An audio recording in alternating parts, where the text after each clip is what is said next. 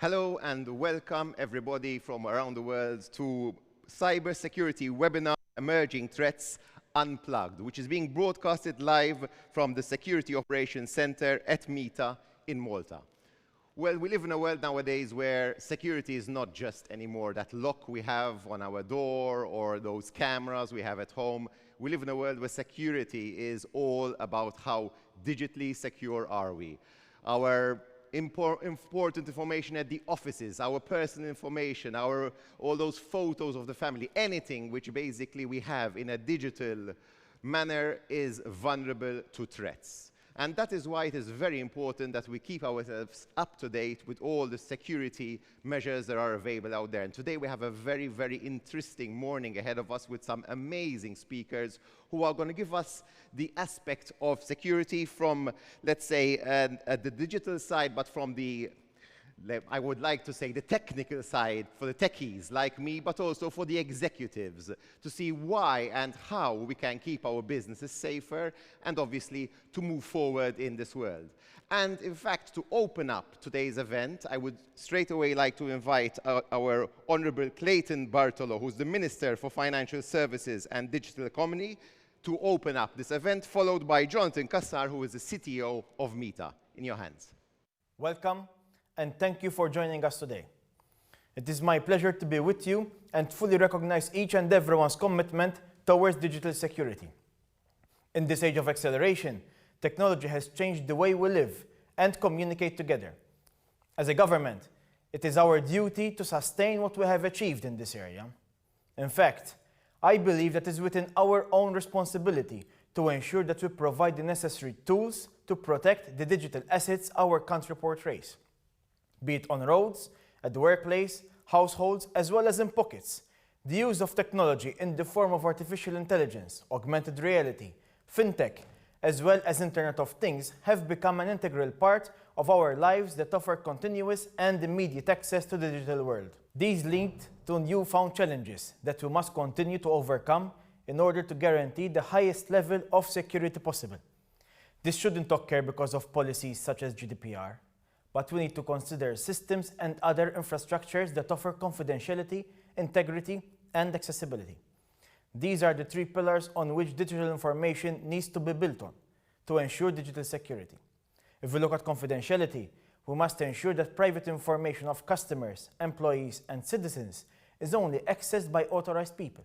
If we look at integrity, we must ensure that the data available reflects reality. We cannot achieve this purpose without having correct data stored. When it comes to accessibility, it is ineffective to have data and sophisticated systems, but when needed, they are not accessible. We have the responsibility to offer a service that is protected in every way possible. If we look at the COVID-19 pandemic, this introduced us to different ways of how we can operate in new contexts within a short period of time. Accessibility has facilitated virtual meetings, such as remote working. At the same time, this has added new challenges in the field of digital security. This offers a challenge for those who work in the field who had to ensure that while an entity or company continues to operate in unprecedented circumstances, it maintains a high level of security. Cyber attacks are with us every day, a crime that takes its toll when implemented successfully. Criminals who invest especially in social engineering, as well as in taking advantage of vulnerabilities in cyber systems, penetrate systems of individuals, entities, and even countries. Malta faces cyber challenges on a regular and daily basis. In a country encompassing economic growth and at the forefront of digital technology, it makes us more prone to cyber attacks in every field and sector. The government is committed to pursue its fight against cyber attacks. In fact, earlier this month, we have inaugurated the Security Operations Center at MITA, which is serving as a center of excellence in the field of cybersecurity. We invested substantially in facilities, tools, as well as human capacity, because we believe that the government systems and infrastructures deserve continuous protection against any attack. Thanks to the National Cybersecurity Committee, we are ensuring that the National Cybersecurity Strategy is implemented and that it remains current in its dynamism. In fact, in the coming months, together with MITA, we will be launching a cybersecurity strategy with a vision that looks beyond 2023. Cybersecurity Malta and its campaign will be sustained. Thanks to the same campaign, we are here today to continue raising awareness amongst the Maltese people with the sole aim that none of them become a victim of a world that is getting virtual every day. I am optimistic that this webinar will be utilized in a manner that acts as a strong, persuasive stimulant for all stakeholders involved to edge us one step closer of securing our goal, a digital Malta. Thank you.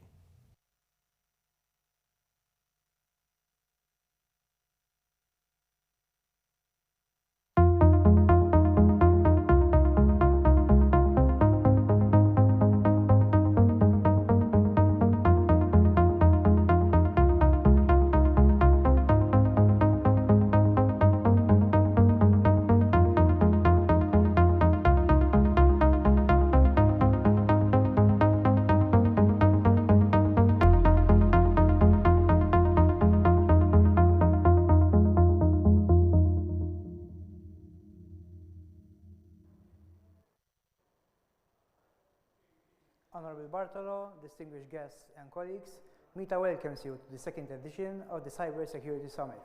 We are hosting you virtually in our Security Operations Center, the place where MITA protects the digital heart of government. Notwithstanding the circumstances brought on by the pandemic, we are determined that the Cyber Security Summit had to happen in any shape and form possible. Together with our international partners, we wanted to bring you this webinar, where together we explore emerging threats from an executive and technical perspective. We'll be exploring the current threat landscape, sharing with you valuable experiences, which we hope will help you be prepared to protect, detect, and respond to these emerging threats. With the arrival of the global pandemic, we have seen 2 years of digital transformation happen in 2 months. While everyone adapts to stay open for business in a world of remote everything, we have seen a radical and innovative transformation across government, education, healthcare, and business. However, this has also brought with it significant challenges. Organizations and business all around us have loosened physical and technical safeguards. People are spending more time online than ever before. The growing number of IT devices in home networks and the lack of security can create opportunities for access by outsiders. When we add together diverse home environments with loose security policies, shared Wi-Fi passwords, IoT, and quickly built infrastructure to ensure uninterrupted business continuity, we get to the point where a single vulnerability or misstep in configuration can open the door to malicious actors. The situation is also very convenient for advanced persistent threats or cybercrime actors planning targeted attacks against selected victims. Over the previous months, MITA has observed numerous attack vectors that use a COVID-19 team either as a bait or as a way to conceal malicious activity from easy identification and detection. It is expected that as long as COVID-19 is not under control and until the general public becomes less anxious about the threat it poses, we will likely still see a variety of even more sophisticated cyber threats using COVID as a cover for performing malicious activities. We therefore must ensure that the right technical controls are in place. We must help employees understand the risks. We need to make sure that processes and governance are in place to support this new normal. Moving forward, it is our collective responsibility to continue raising awareness, staying ahead of our game, and securing our digital future. Thank you once again for joining us.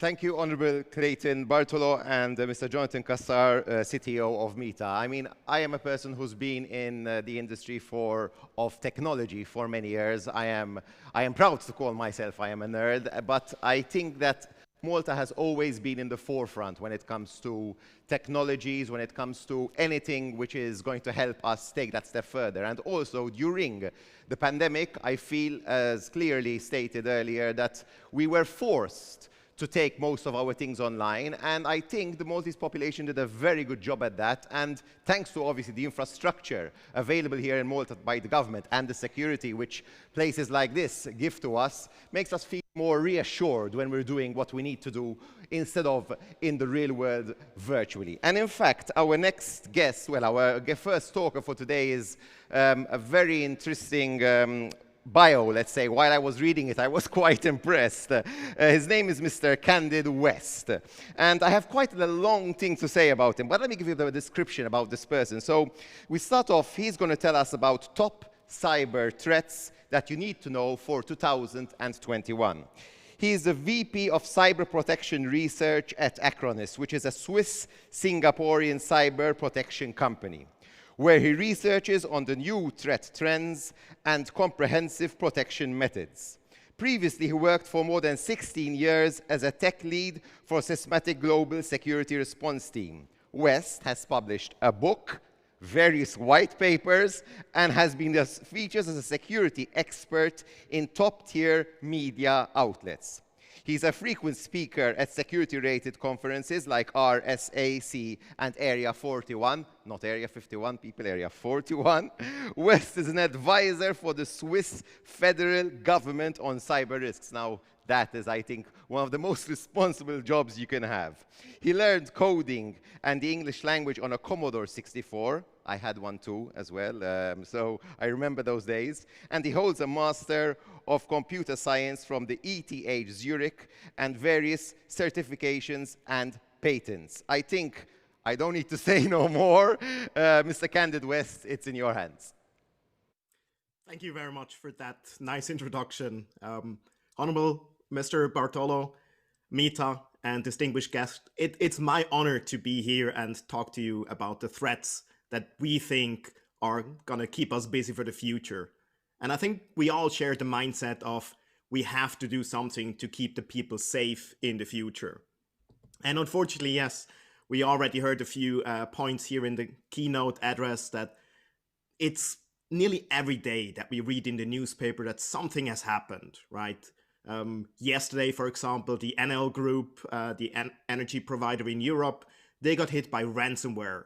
This time it was NetWalker, and they are demanding $14 million in ransom. Otherwise, they're going to release 5 terabytes of stolen data. And unfortunately, it's actually not the first time that they have been hit by those attacks. We have seen an attack in Bulgaria where someone managed to get into the National Revenue Agency and get all the information about nearly all of the citizens of Bulgaria. And of course, the list goes on. It's a global phenomenon, and unfortunately it works because there's a lot of money involved. And we'll talk about that as well. So don't make the mistake and think, oh, I have nothing of interest for the attackers. There will always be something of interest for the attackers, even if it's just misusing your resources to go further and attack someone else. But of course, if you deal with money, if you're a fintech, or if you're producing some valuable goods, then this is a prime category for the attackers to go for. So if we talk about the whole pandemic and the lockdown that happened this year, then of course, yes, we've seen a lot of change happening. People now have to work from home in most places, and they might not be so kind of vigilant because they cannot just ask their coworker, hey, did you really send me that email? Do I have to open that attachment, even though I do not understand what it's all about? But if you look at the methods behind it, the technical kind of methods applied by the attackers, we actually see that it's not really something new. So luckily, it's the old methods, but just dressed up with some COVID and Corona lures, messages, themes, and so on. So we see a lot of scam emails at the moment going around promising you money. And who wouldn't get or want to have money, right? So instead of the old, you have won into Spanish lottery, just give me all your details and you'll get 2 million. Now it's, hey, please give me all your private information and then we will give you the money from the government. Unfortunately, the problem that we have here is that a lot of people fall for it because they are desperate, right? In those dying times, people want to kind of catch the thaw, get the money if possible. And the attackers are not just stealing your private information, they actually will use it to then claim the money themselves. So we have seen in Germany, for example, where the attackers created a fake website collecting those information, and then they used the same information, but of course their own bank account, to claim for the relief money. So even if a month later you try to apply on the real site, you would not get it because someone else already has it. So it's twice as bad for you. We've seen ransomware attacks against hospitals and healthcare workers, which of course is very devastating. And we've seen already, for example, in Germany, in Düsseldorf, that one person died because of the whole kind of situation. they couldn't operate it locally, so they had to divert it to a different hospital, and that delay was actually too much. So it can have real-life consequences if you're getting hit by a cyber attack. We've seen an increase of fake shops or real shops being infected by malware because now everyone moved online, getting food delivery, maybe ordering stuff because you don't want to go to the shop. And the attackers, they know it, so they follow the same lines. And of course, video conferencing, right? MITA is doing a good job here having the summit virtual, but on our day-to-day life, we've seen that many of those attacks are now going after the video conferencing systems because companies have moved there.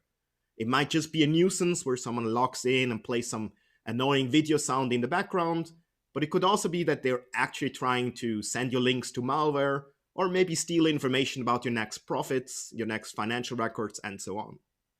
So the list goes on. Everything that is possible, from tracing apps to donation site, has unfortunately been covered by the attackers. But let's take one step further and look, what are the classical attack vectors that we see? And of course, email is still attack vector number one. It's about 80% of all the attacks that we see involve at one point an email.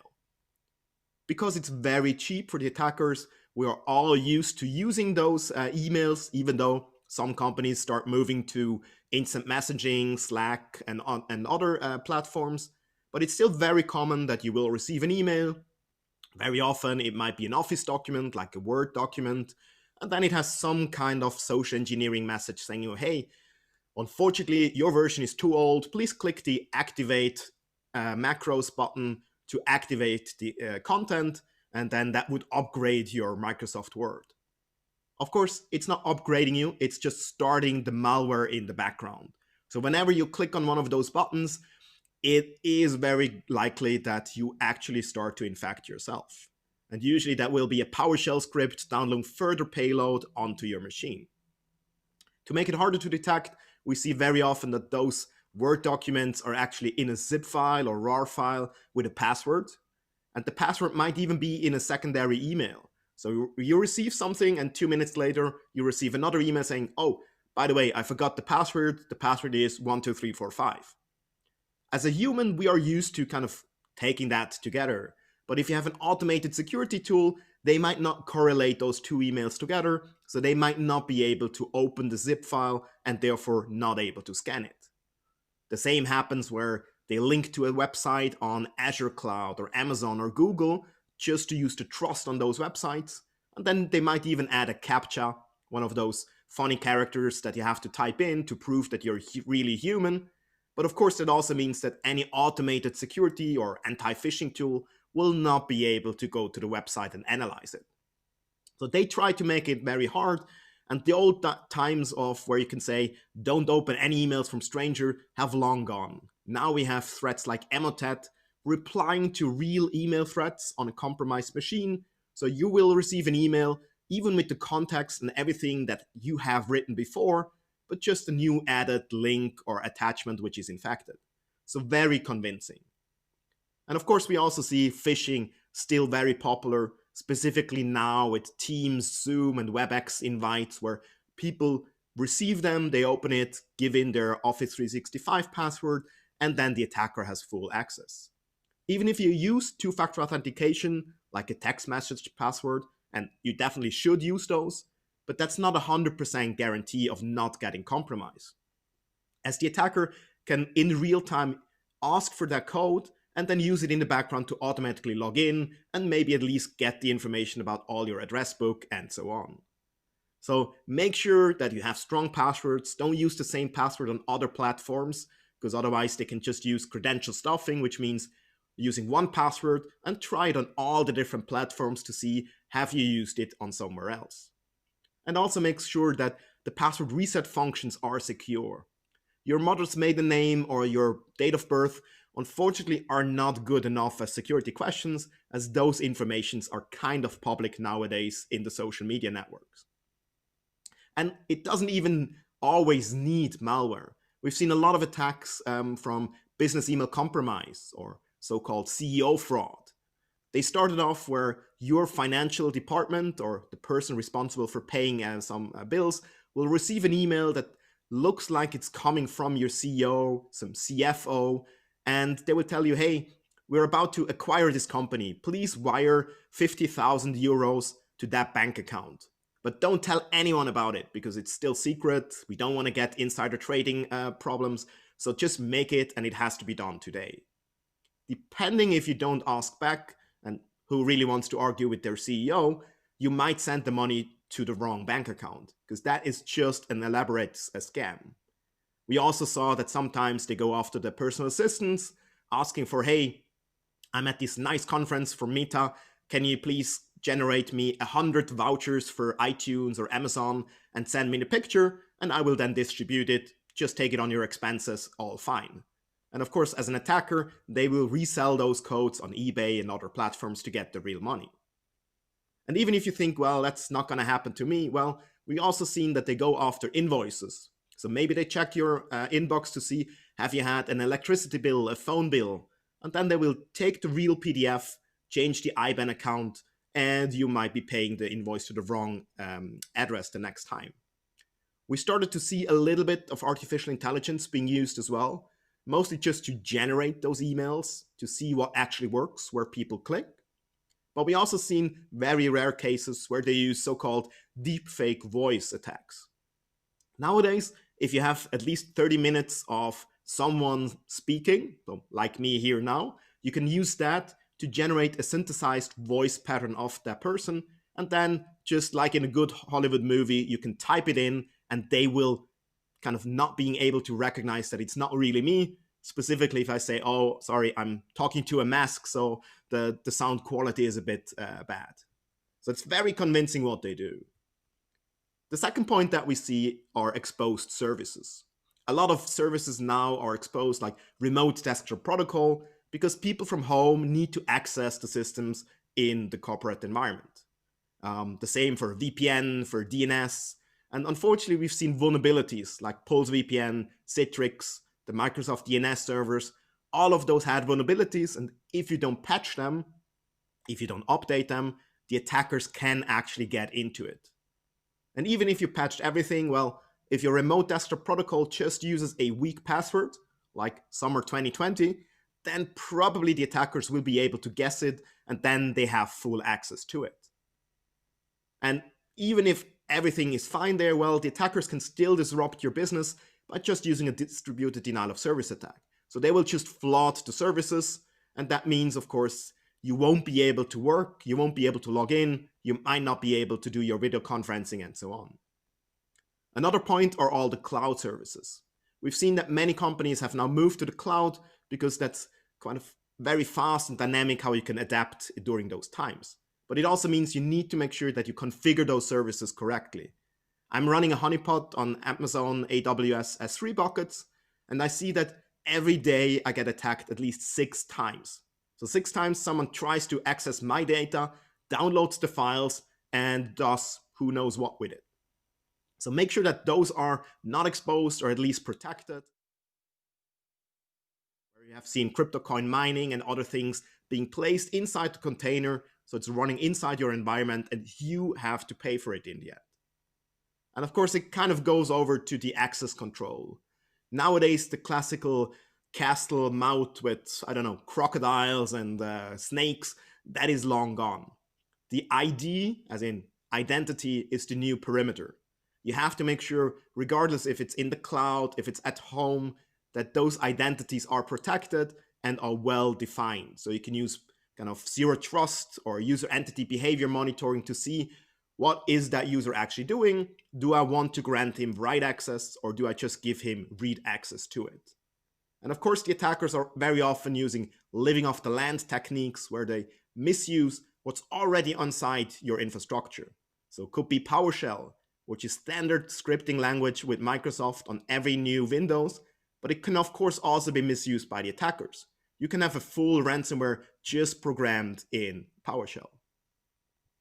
And as I mentioned, there are a lot of remote desktop protocol servers out there. Here from Binary Edge or from Shodan, which are search engines to find those systems. And I have my doubt that all of those are honeypots, and I have my doubts that all of them are well protected. So are they aware of it? Probably not, because they just want to work. They don't want to care about cyber protection. So last point to bring up is, of course, targeted ransomware attacks. And we've seen a spike in Europe at the beginning of March, where everyone kind of moved to home with the lockdown, because it's still very profitable. Some groups like Ryuk make $3 million per month through those ransomware attacks. I mentioned the NL group got attacked. They now have a ransom to pay for 14 million. I don't think they will pay it, but still it is a lot of money. Those attacks are very often semi-manual, so the attackers kind of look around, try to find the interesting data, try to disable the backup, the security tools, remove the backups wherever possible, and then finally roll out the ransomware, just to make it more difficult. And of course, government are attacked as well. We've seen more than 450 attacks in the last 12 months, and 27% of those against the government are government facilities. And then, of course, yes, education like schools and universities, hospitals, healthcare. It can happen to everyone, unfortunately. So a lot of attacks happening. If you look at Q3 of this year, most of the attacks that we saw in the Acroni Cyber Protect Operations Center were targeted against Germany, but that's just by quantitative numbers.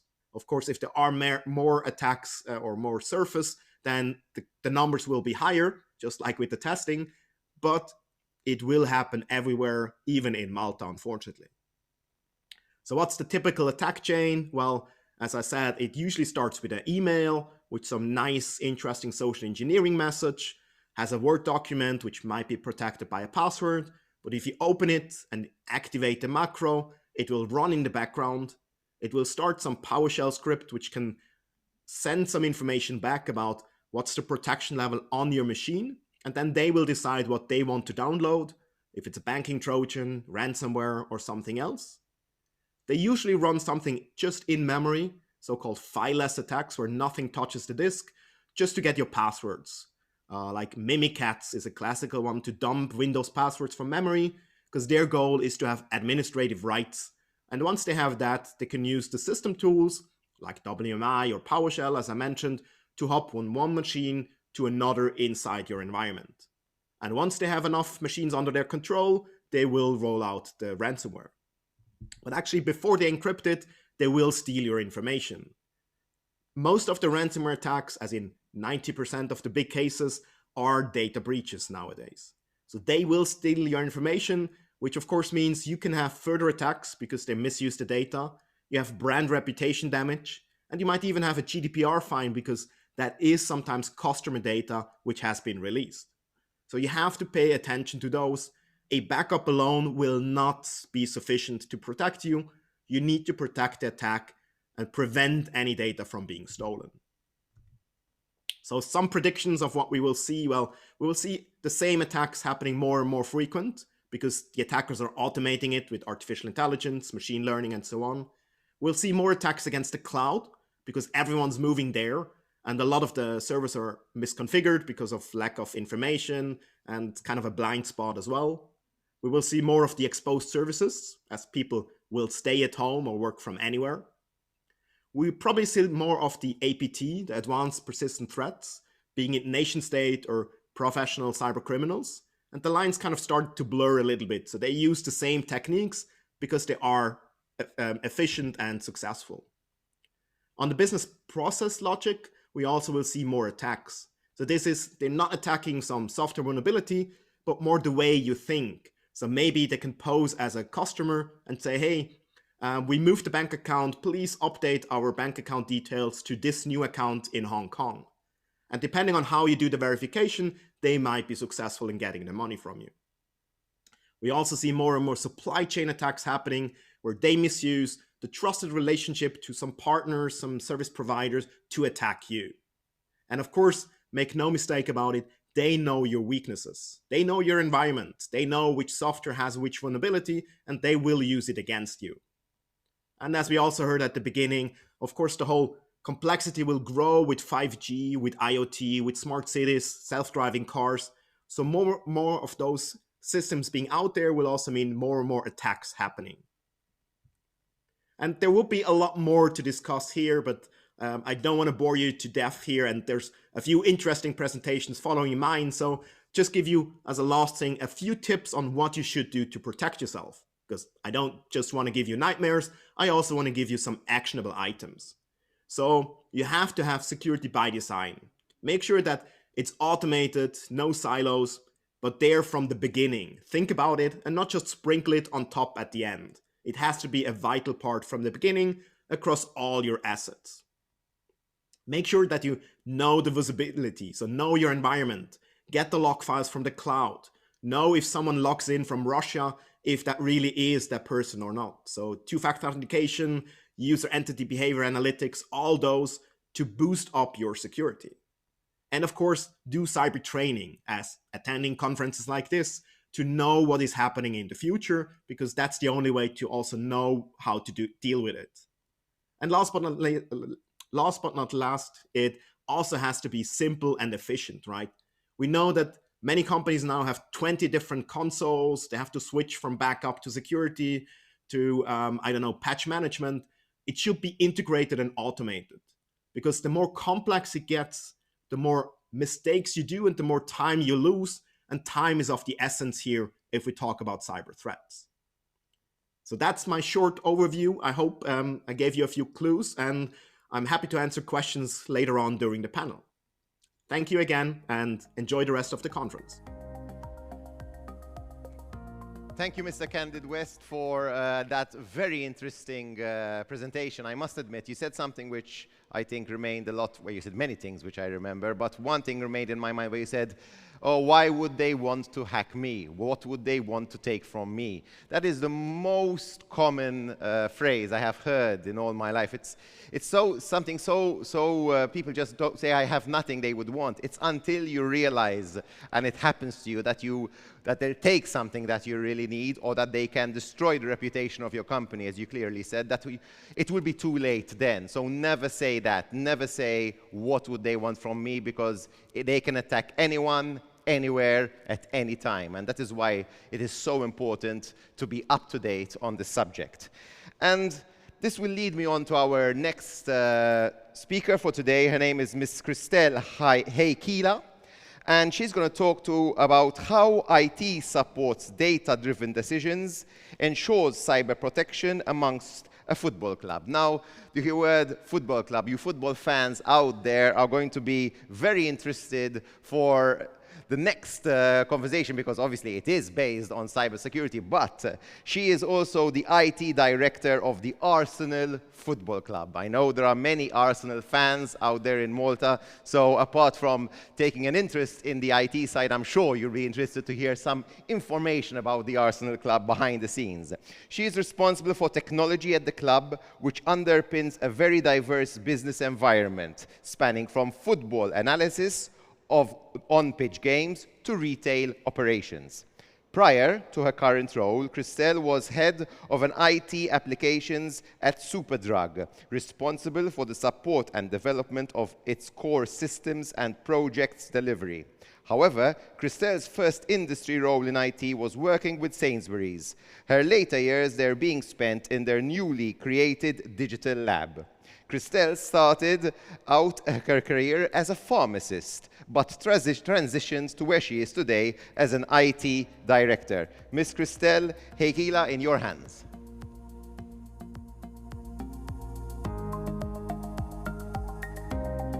Thank you for that introduction. So yes, I am Christelle Heikila, and I want to talk to you about cyber protection in a diverse football club environment. So I'm sure a lot of you have seen Arsenal play on the pitch, and that's what a lot of people think about a football club, what happens on the pitch.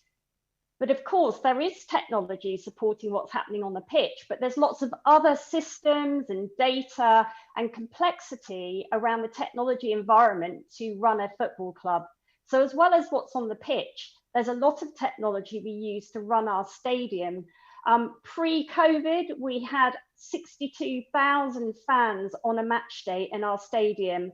And you can imagine the operations of the technology to support simply getting the fans in the stadium and looking after them when they are there is absolutely crucial to make sure they have a great experience. But we also have a training ground that's quite a few miles north of London, quite far from the actual stadium. But this is a place called Colney, and this is where our first team and Arsenal women's team train. So as you can imagine, there's lots of systems around training, whether that be data analytics systems, video analytics, and very, very specialized for football. We also have a third site, and that's more in the northeast of London, and we have an academy, and that is where we are hoping to train the future stars of Arsenal Football Club. So you can imagine we have lots of systems specific to our academy, but an added complication is obviously being able to support and communicate with the parents, because some of the students in the academy are really quite young. Now, this picture I'm showing you here, this is actually my office. So before COVID, I was based just in front of the Emirates Stadium. And the reason I'm showing you this picture of what we call our head office is because at the end of the day, we have a lot of systems and processes as any other business would have. So for example, we have an HR function and associated systems, a finance function and associated systems. So in that respect, you know, we are not any different, I guess, behind the scenes in a head office than any other head office. But we are also a retailer. We have 2 state-of-the-art shops actually on site at the Emirates Stadium. And you can imagine, even if we only have 2 shops, they are incredibly busy on a match day. I mean, some of the transactions that go through our stores is probably what a normal store would experience over the Christmas period over several weeks. But again, we need all of the technology to support that, like an EPOS system, for example, and an ERP system for all our item data. Of course, we are also an e-commerce retailer, and we actually ship our merchandise to fans all over the world. And talking of fans, we do actually collect data on our fans, but there's a very good reason for that. We want to be able to communicate with our fans in a meaningful way. So for example, if you're a young lad in Egypt, the chances of you ever actually attending a match in the Emirates Stadium, sadly, is quite remote. So what we don't want to be doing is advertising a match day event to those fans. So it's all about understanding our fans, their behaviors and their needs, and optimizing, like I said, how we can communicate with them. And of course, we have systems to help facilitate the collection and the mining of that data. And we are also a charity. So we have an Arsenal Foundation. We raise a lot of money, not only to help our local community, but also to help refugee camps in Africa. So you can imagine, likewise, we have quite specific technology, even for our foundation. So for example, we hire out a synthetic football pitch to local children, and we have to manage that. So I guess what I'm trying to say is all of those systems, all of that data, all of those sites, locations, we need to be very cognizant of the fact that we need to protect all of that from a cyber perspective. Which takes me on to, there's diversity in the football club environment, but I also like to think about cyber protection as being quite a diverse discipline. So I'm going to start with people. I believe sometimes there's a common misconception that cybersecurity is all about protecting the technology. And of course, I will come on to that, and it's incredibly important. But what I want to do at Arsenal is to make sure that it's not just about the technology, but every single person that works at Arsenal or uses our systems understands that they have a responsibility, a personal responsibility for minimizing our risk of cyber attacks. So of course, awareness is incredibly important. And I was very proud last year to invite the Met Police, and that's our London police force. They have a cyber division, and we hosted an event where they were talking about how to minimize risk of cyber attacks to a lot of small and medium businesses, but also we were able to invite many Arsenal employees there just to really, again, reinforce the messages. And of course, we do lots of things that I'm sure a lot of other companies do as well, but cybersecurity training and obviously fake phishing campaigns as well. But very, very important from a people perspective. And of course, process. What processes do we follow to keep ourselves cyber safe? So by process, it means any steps that we go through to enact a process. So for example, if we have people leaving the club, it's very important that we have a very clear and robust process for processing, for want of a better word, or for dealing with that leaver and making sure that we revoke access to systems, for example. And another example of process is thinking about what process would we follow in the event of attack. What roles do people play? And again, what steps would they follow in that event? So that's what I mean by process. And even policy. Policy is very important, certainly from my perspective, when we're talking about minimizing cyber risk. Policy is around, do people, I guess there's a link to the people part again there, but do people understand what the policy is for the safe usage of their equipment, for example? Do they understand the policy around collecting and storing data, as another example? But last, but certainly not least, I'm going to talk a little bit about technology. And this is, of course, where Acronis, as our partner, play an increasingly important part to help us be cyber fit. So technology is very, again, very diverse in terms of what we have to do to minimize our cyber risk. And I've already talked about the complexity of the environment we operate in a football club, but obviously we need to think of everything, so whether that be perimeter protection, endpoint protection, anything that involves an application, whether that's something that we host on-prem, whether that's something in the cloud. And I think a lot of you would agree that actually cyber protection is becoming increasingly challenging because of that complexity.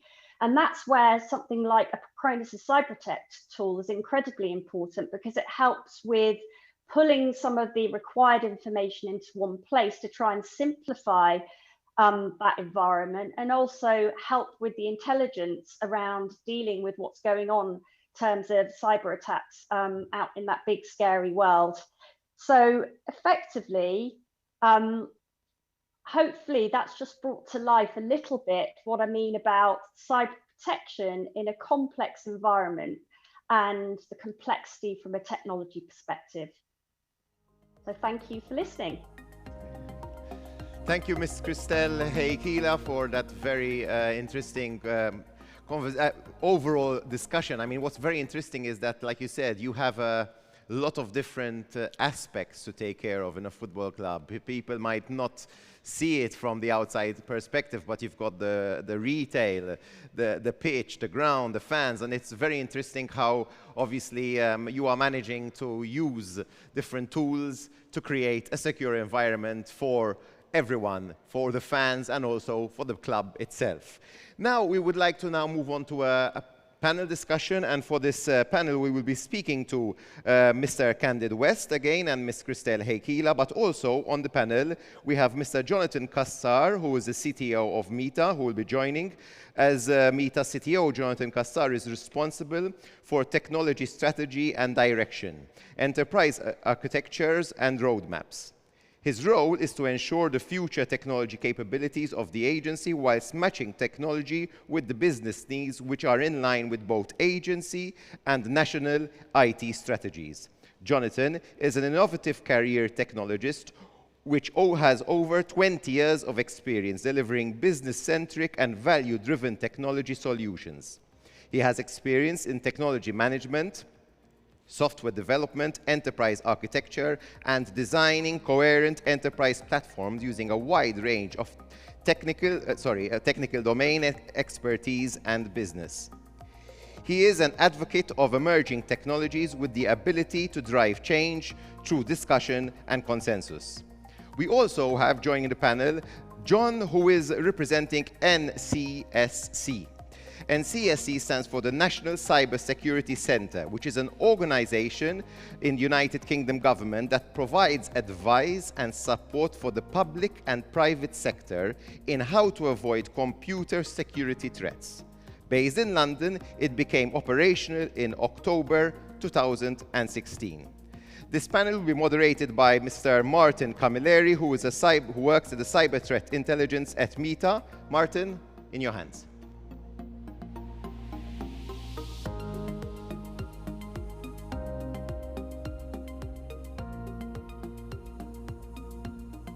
Thank you, Ian.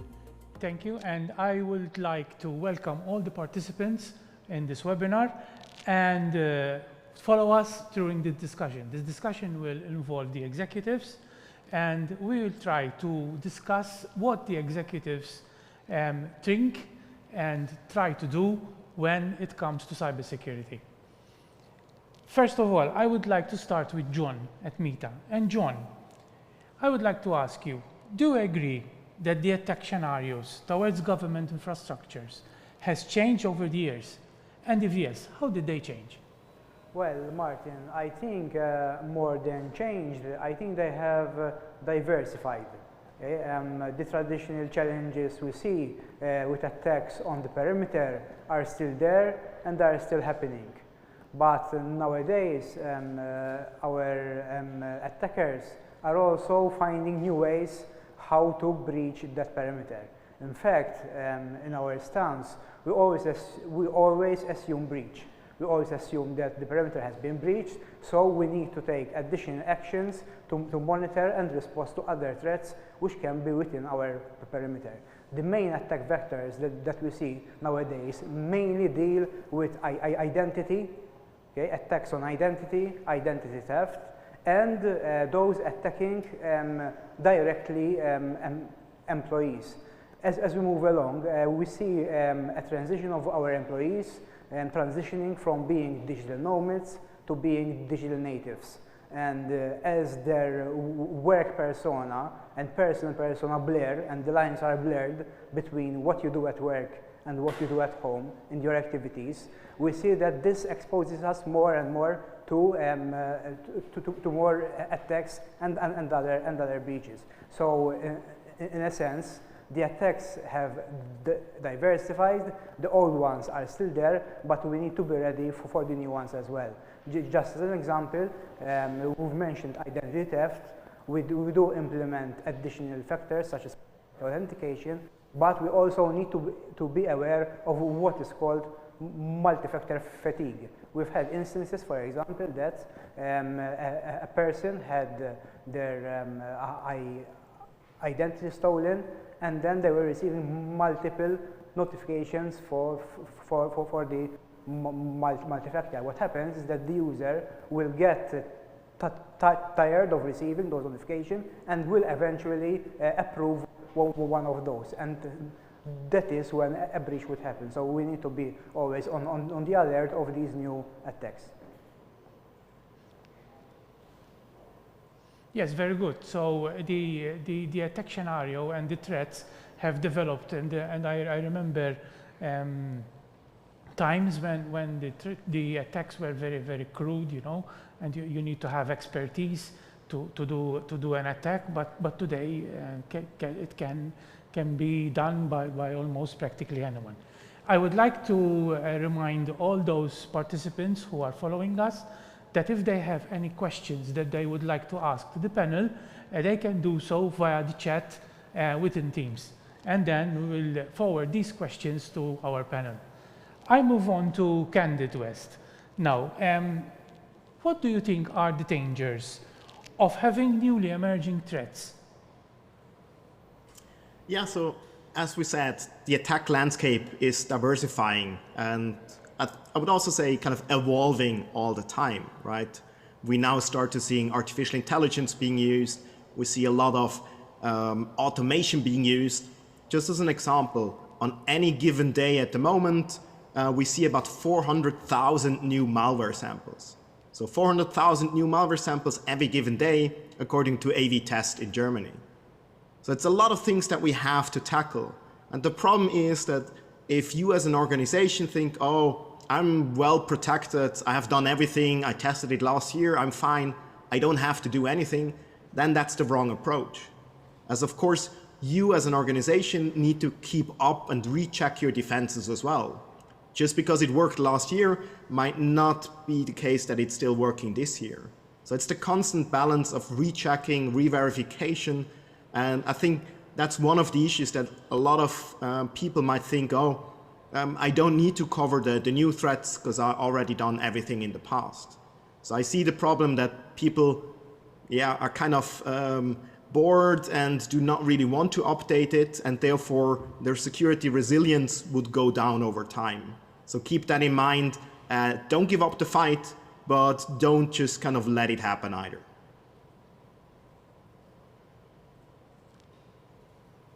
Right, so what we're saying here, you have to keep always on your toes to make sure that you are always protected. You cannot sleep on it. Christelle, we come to the sports industry, but are cyber attacks a real threat to the sports industry? If yes, why?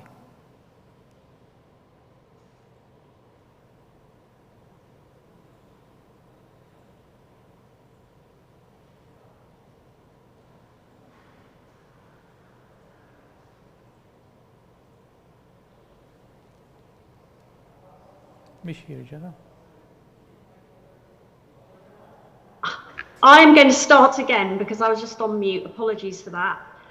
Typical mistake. Right, I'm going to start again. And what I was about to say was that John from the NCSC will be very well aware that government organisation focused on cybercrime published a report focused just on the sports industry quite recently. And what they said I thought was absolutely spot on. And they said that sport is central to British life. And it really is. It has important social, health, and economic implications for the UK. And because of sports sort of power and profile, they absolutely are a target for cyber attacks. And in fact, on average, sports organisations will suffer more attacks than other businesses in general. So absolutely, as the IT director of Arsenal Football Club, I am only too aware of the threats to the sports industry. The only other thing I could add actually is the other information that I'm aware of is a lot of the cyber attacks focused on sports industries are predictably for financial gain. There's a lot of email compromise and a lot of ransomware attacks as well that sports industries experience. Right, so the cyber sports industry is a domain that can lure people into or cyber attackers to attack, since there is this need. John, I would like to ask you, as the NCSC and the UK government, should governments concentrate on protecting their own infrastructure, or should they step in to help the nation? Good morning, everyone from the UK. And thank you for having me this morning on this excellent webinar. I think, firstly, it has to be said that governments must protect their own networks. I think that goes without saying. It is down to them to safeguard their government's data and that of their citizen that they hold. They need to set an exemplar standard for that protection and practice what they preach. Government is one of the most targeted sectors in the NCSC's report of 2019. Name check that the 2020 report is coming out next week, so keep an eye out for that, middle of next week. But government is the most targeted sector, but the NCSC UK experience is that every sector is targeted. Christelle, thank you for the name check for the recent sports assessment report that we put out. But yes, the sports sector is targeted. Every sector is targeted across the UK.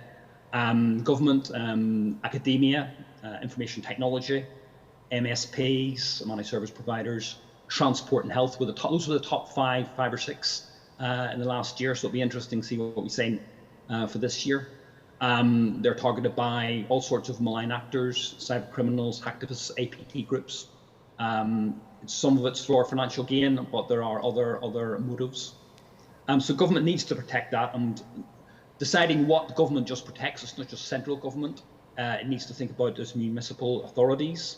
You need to think about sort of extended beyond government, non-profit organisations.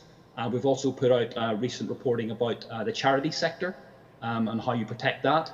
Charities do not have a lot of funding for cybersecurity, but are an essential part of how they support civil society. So you need to think about that as well. And then the biggest incident that we've had in the UK since in the 4 years since the NCSC was created in 2016 was obviously the health sector with the WannaCry incident a few years ago, which I'm sure many of you are familiar with. But to really get into the meat of the question about helping, should governments concentrate on and focus on helping, and stepping in, I think the key word here is that we use is interventionism, and how much should government intervene? Every country's critical national infrastructure and the sectors are configured differently, and governments around the world have very different approaches. In the UK, we are on our journey on that. In our first 5-year strategy from 2010 to 2015, when we developed that strategy, it was very much a wider government policy not to have too much regulation. Regulation was seen by the government of the day as bad and would hamper industry and business and the commercial sector. So our 5-year strategy to 2015 was very much a partnership. But what we saw over those 5 years was that many of the private sector organisations and the UK, nearly all C&I, critical national infrastructure, is in private hands, most of it. But we were not seeing. We were seeing, the boards, writing the check after the incident. I think we've all seen that before. It's more than just a cliche. And we wanted them to take ownership. So in 2016, we adopted a slightly more interventionist strategy for government. We adopted our active cyber defence. Today, we also call it automated cyber defence. And that's where we actually stepped in and, we are protecting on behalf of all the nation. So like last year, in 2019, we blocked 177,000 malicious phishing URLs targeting business. Our predictive DNS service for government and sort of local government was blocking 20,000 malicious domains a month. So really, really quite leaning in to protect those who aren't able to do it themselves. Working with industry directly on new approaches to cybersecurity, and even our incident management. Our incident management NCSC actually stretches across, working across all the sectors, both for e-crime with the police and ourselves working across every sector. And as we start our next 5-year strategy from 2021, so a plug for that for next year, the question as we develop that will be, do we do more regulation? There is very little regulation. Some of the regulators have, on some sectors like the banking sector, have regulation, but the big question is, should government really be more interventionist and actually lay down legislation and regulate cybersecurity standards so they're mandated with law? And that's a big question, an open question for the UK. Thank you. Okay, so John, the government obviously, without any doubt, has a major role in providing or helping others to be cyber safe. First of all, I would like to apologize because I was a victim of a cyber attack, maybe we can say that, but we can, as the Italians say, il bello della diretta. And somebody phoned me and I forgot to switch off my mobile.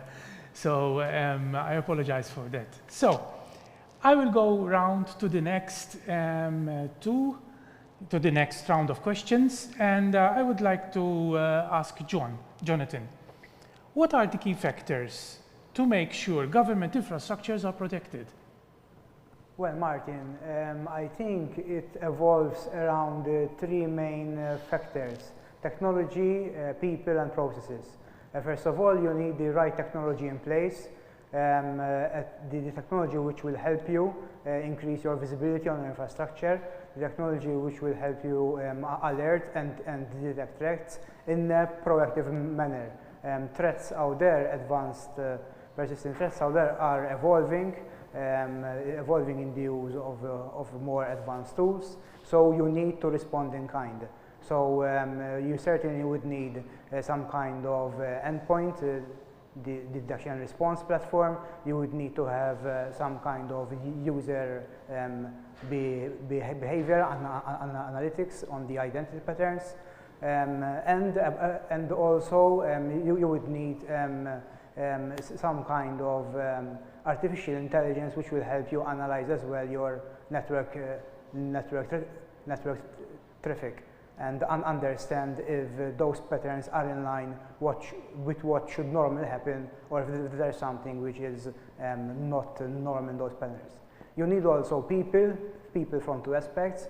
You need people to actually respond to those alerts.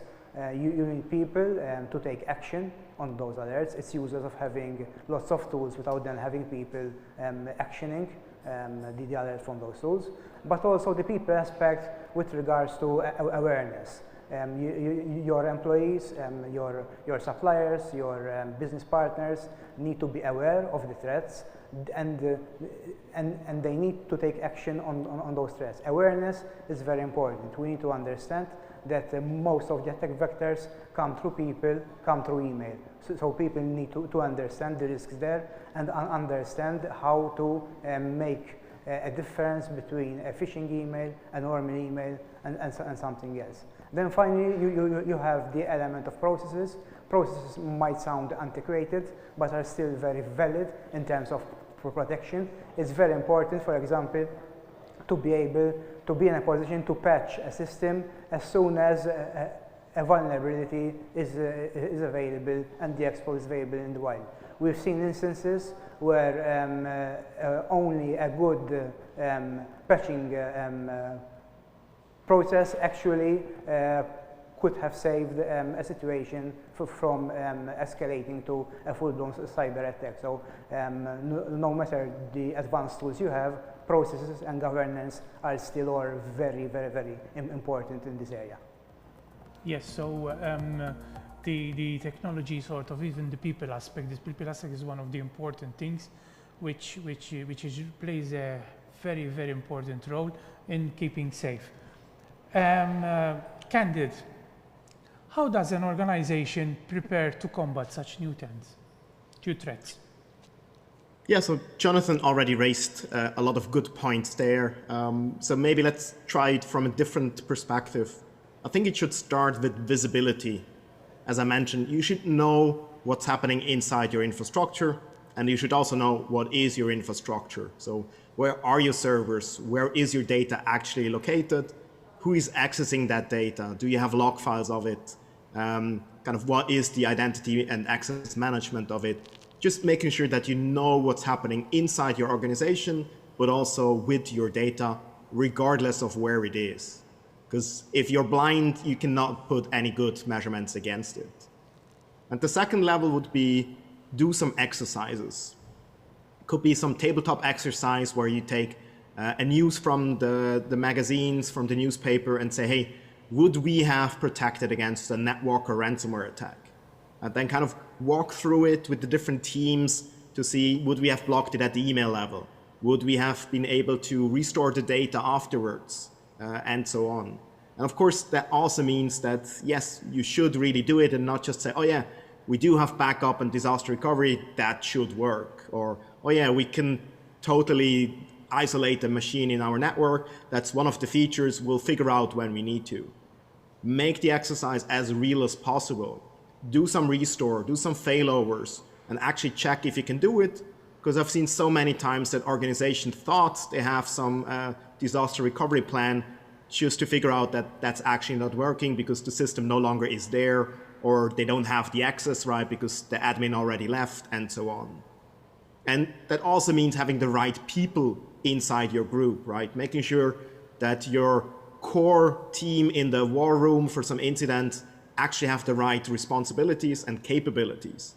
Can they actually make the decision to pull the plug to the internet and put yourself offline to prevent any further spread and damage, right? Maybe the business owner cannot do it, so maybe it's C-level that has to be woken up at 2 o'clock in the morning, but who is going to do it? So there needs to be a process, because if you're under stress in an incident, it's a lot easier if you have a nice plan to follow, go through those process and procedures. As Jonathan said, they might sound old, but they're still very good. So do some exercises. Can also be with the MITA attack framework, where you can kind of walk through the different stages and see where are your blind spots.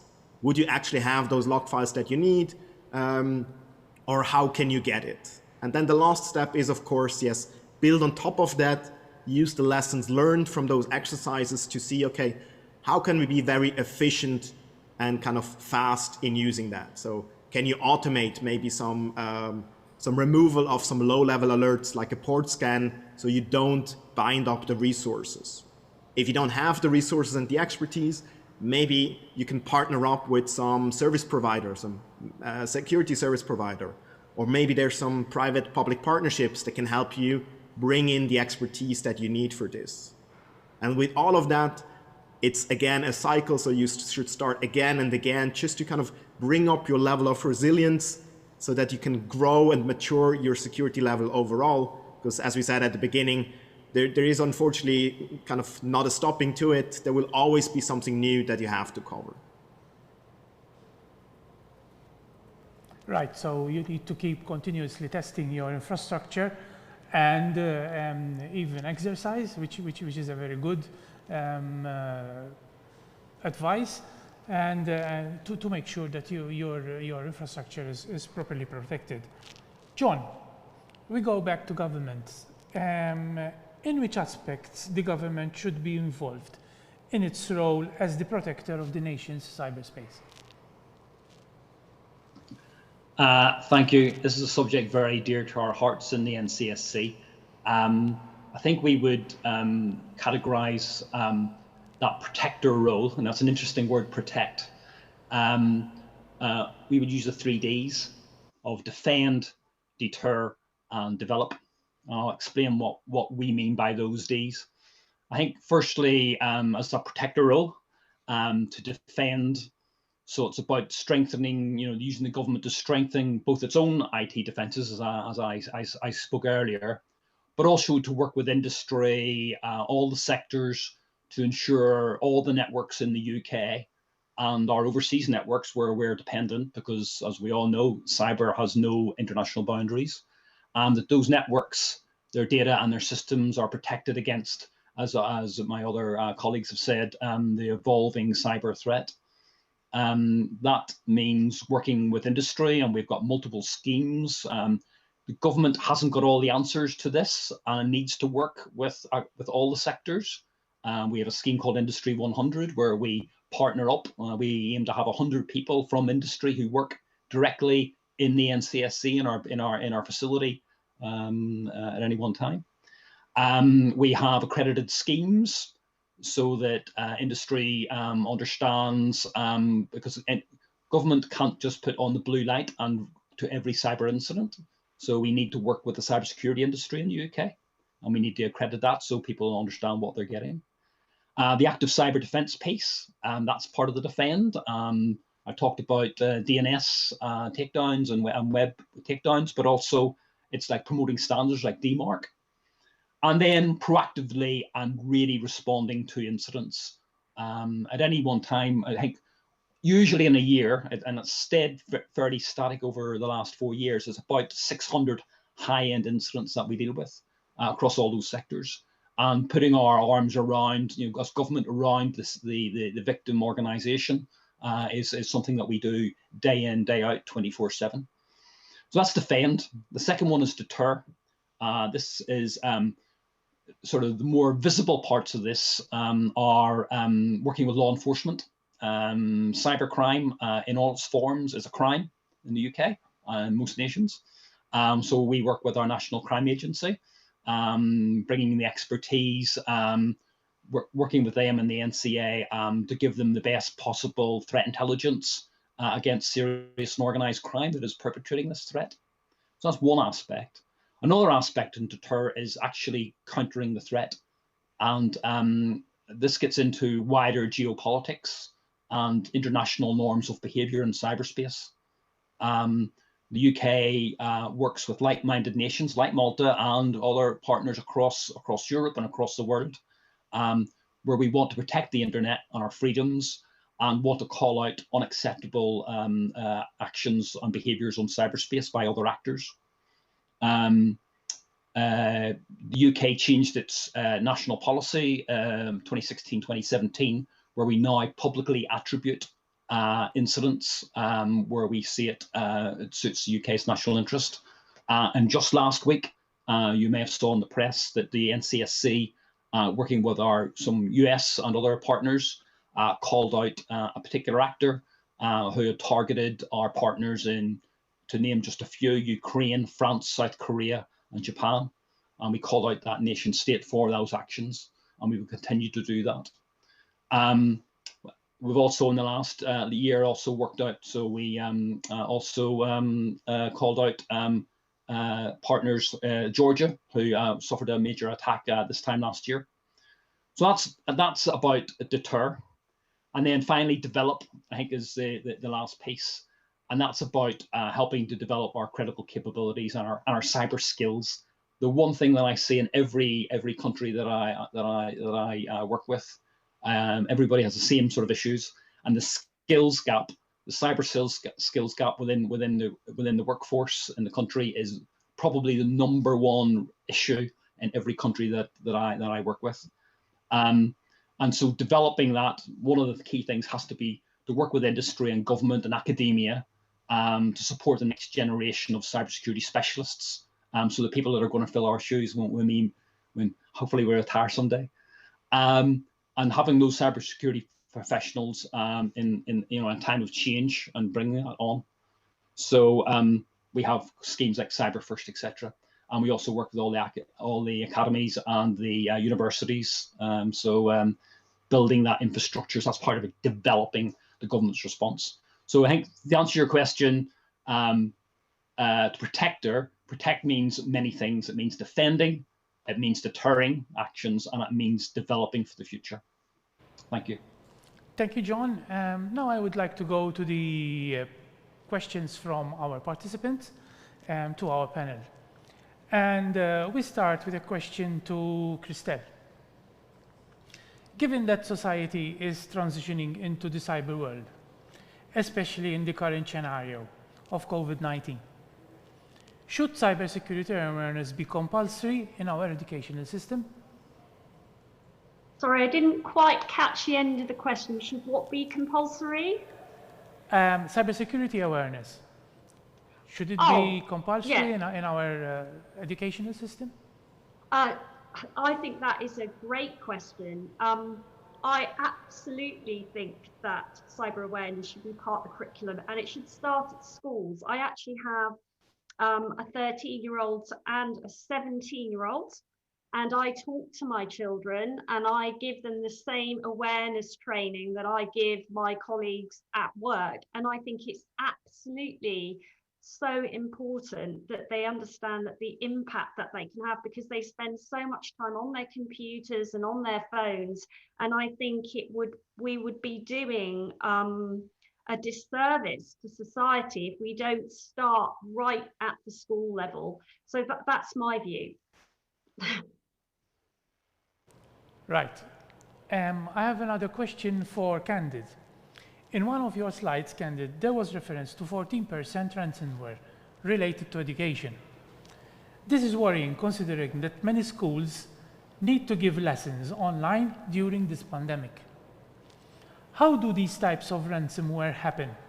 And what are the attacks after in this case? What are the effects?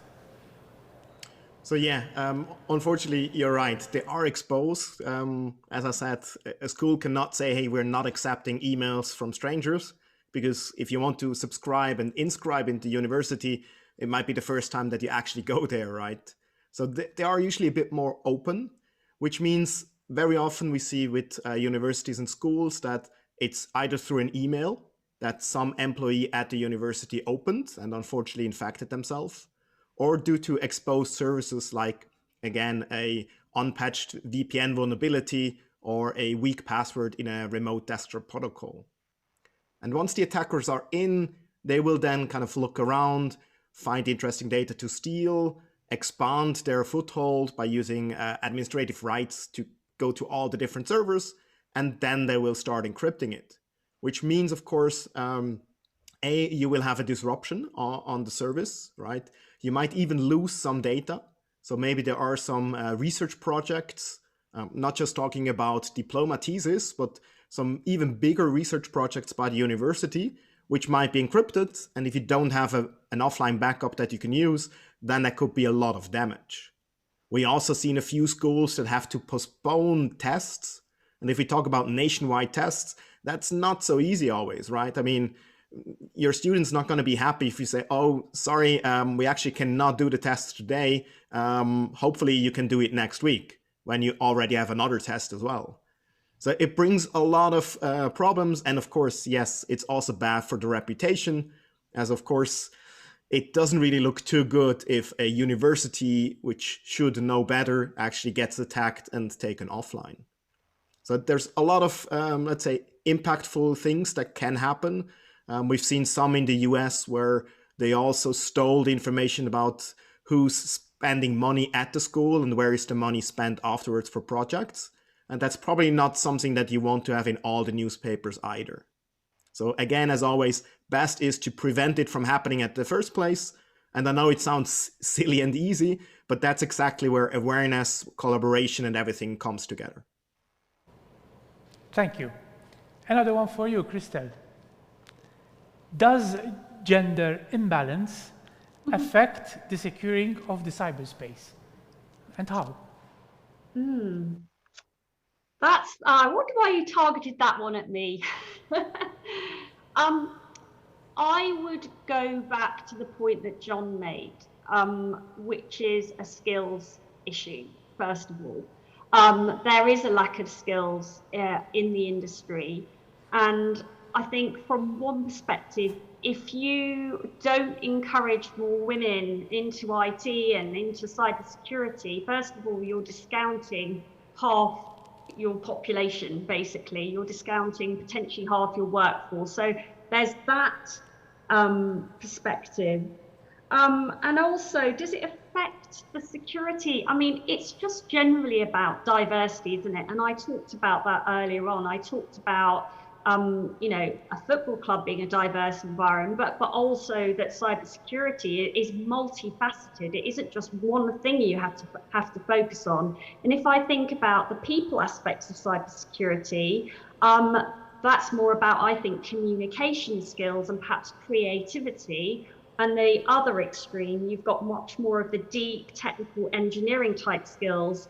And I'm not just saying this because, you know, because I'm a woman, but I've done some psychoanalysis of my team. And I can tell you that men typically tend to veer more to the engineering side, and women tend to veer to more to the people focused communication type aspects of sort of activities within IT, but even within cybersecurity. So I think, you know, the gender question is an important one, and diversity in general. And I think I just genuinely believe that, you know, diversity of thought is absolutely critical, and especially in the cybersecurity space.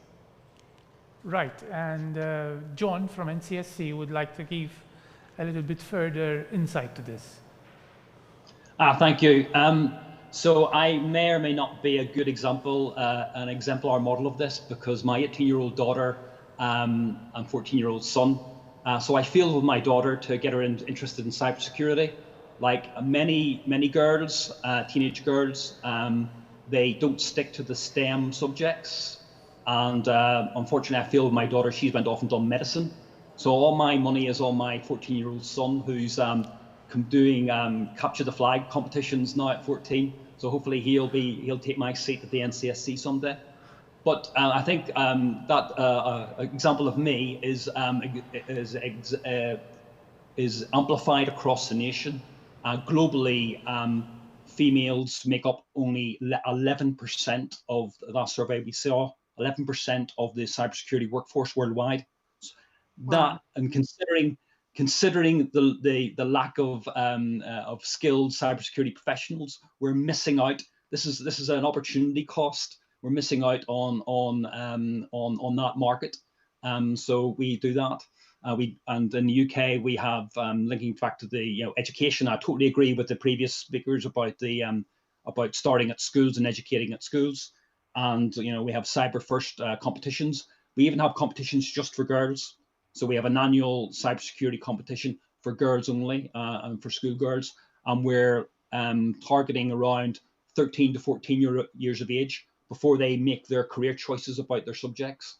To try and will take a number of years for that to come through, but it really is a critical part of our develop piece for our nation. So yes, big thumbs up for diversity across our industry.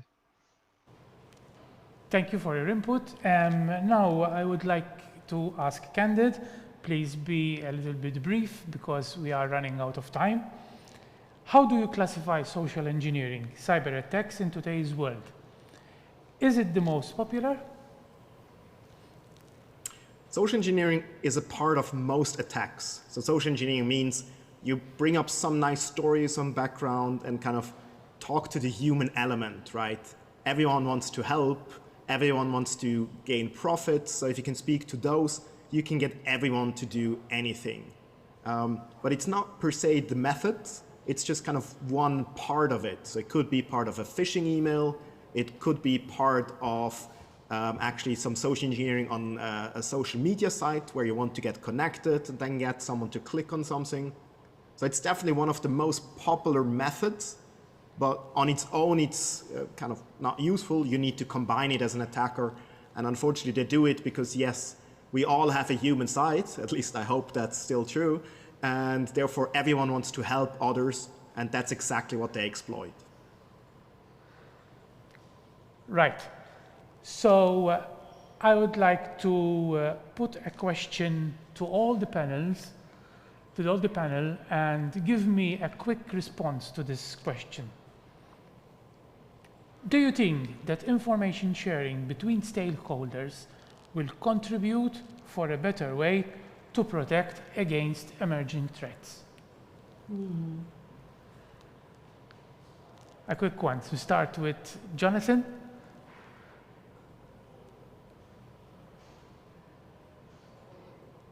Very essential to have that level of cooperation, especially in terms of sharing good practices and intelligence. I think it is what gives us an edge over our adversaries, the ability to cooperate and share information. Very good. Candid? Yeah, I would also say it's very important to have the big picture, to share the information. It won't prevent some sophisticated attackers, but it can help you to be better prepared, and it can raise the cost for their attack, which also is something that we should be doing. So absolutely, I'm in favor for it. Christelle? I guess I just have to agree with Candid. I mean, sharing of information can only be a good thing. Of course, what we need to avoid, though, is information overload, because there could be so much intelligence, so much information that could be shared. So I think, again, I'm going to go back to Candid, and I think it's sharing the big picture that's important, actually. Very good. And John? Thank you. It's, I wouldn't say just important, I would say it's essential. It's as cybersecurity professionals and defenders of our networks, it's our killer app. That's what we need to do. Take the point about information overload. So we both need the strategic threat intelligence and the understand piece about the overall threat and the evolving nature of the threat. That coupled with passing and the ability to pass with agility actionable threat intelligence to the network defender who can defend their networks. Yes, correct. It will not defend us against every threat, but we can raise the bar and allow our network defenders then to concentrate on those higher end threats that are more difficult to counter. Thank you very much for your feedback. Thank you very much for your participation. We come to an end to this panel discussion. I hope it was clear for all the participants and they have an idea of what the executives think or what the executives have to do to protect their own cyber space and their information systems. I would like to thank you again and hope you will have a wonderful day and a wonderful webinar and keep safe. Thank you very much. Thank you. Martin, and thank you all your guests. I must admit, I was very interested in the whole conversation. I feel a bit scared. I have some updates to do and some learning. But what's great about many points you all said, but I think the point that most stood to my mind is that we're always learning. You never know it all. There's always someone out there who's brighter than us, who's going to find a better way to hack that system. So you need to be up to date, you need to be constantly learning, and you need to be on the ball. And also something that's kept to my mind is something simple as an offline backup could be your savior. A backup which has access to no networks that they can never get to unless they physically get to it is something simple, but something that can really save a business. I thank you all. So we've looked at cybersecurity from let's say a director's perspective, a business manager's perspective. But now, this afternoon, after this break, we're going to go deep. We're going to go dark. We're going to go techie. We're going to see the same subject, but from a techie's perspective. I invite all executives to stay on because it'll be very interesting. But you techies out there, now it's time for your minds to be wide open to what we're going to learn this afternoon after this half-hour break. See you soon.